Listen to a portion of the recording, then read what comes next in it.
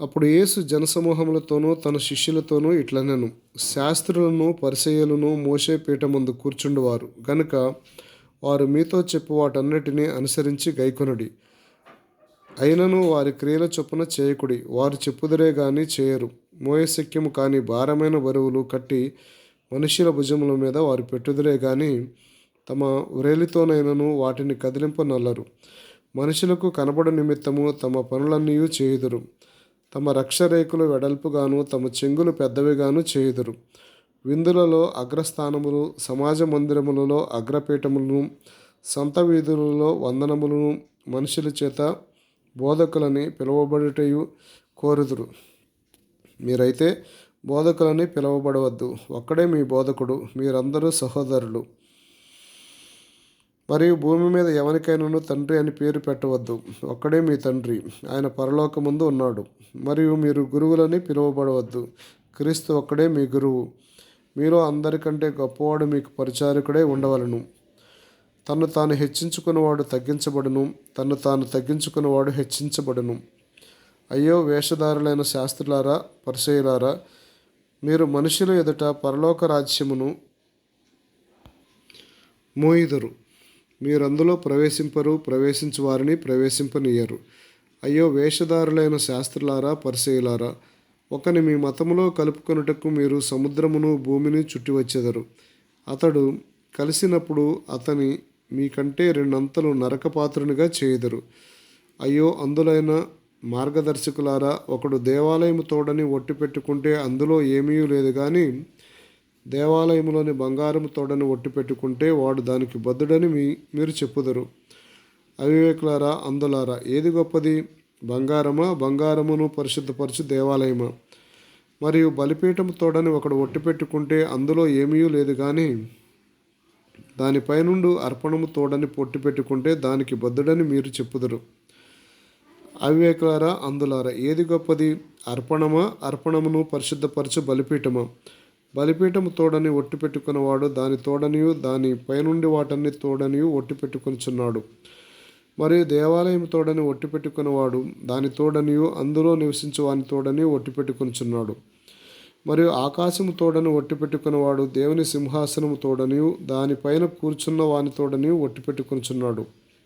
అయ్యో వేషధారులైన శాస్త్రులారా, పరిసయ్యులారా, మీరు పుదీనాలోను, సోపులోను, జీలకర్రలోను 10వ వంతు చెల్లించి ధర్మశాస్త్రములో ప్రధానమైన విషయములను అనగా న్యాయమును, కనికరమును, విశ్వాసమును విడిచిపెట్టితిరి.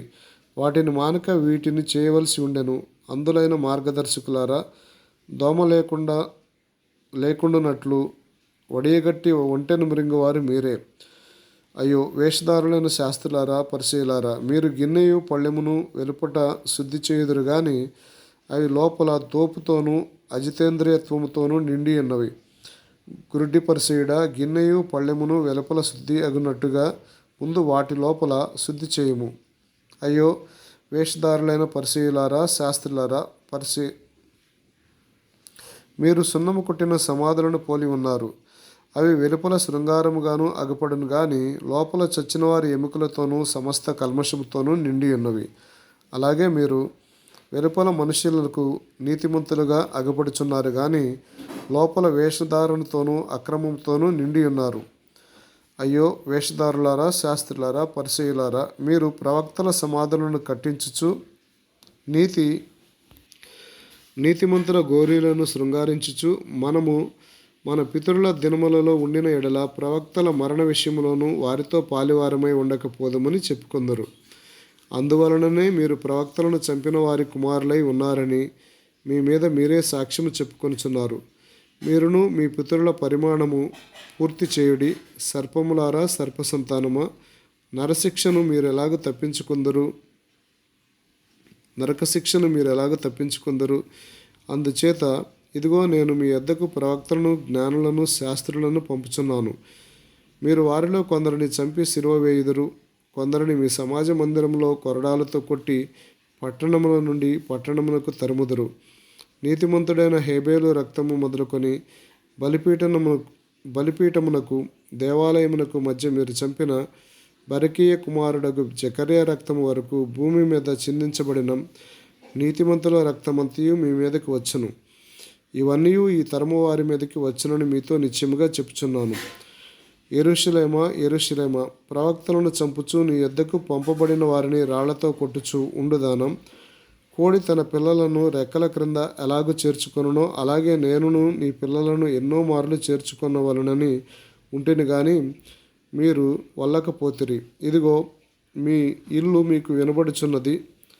ఇది మొదలుకొని ప్రభు పేరట వచ్చువాడు స్తుతించబడును గాక అని మీరు చెప్పు వరకు నన్ను చూడరని మీతో చెప్పుచున్నాను.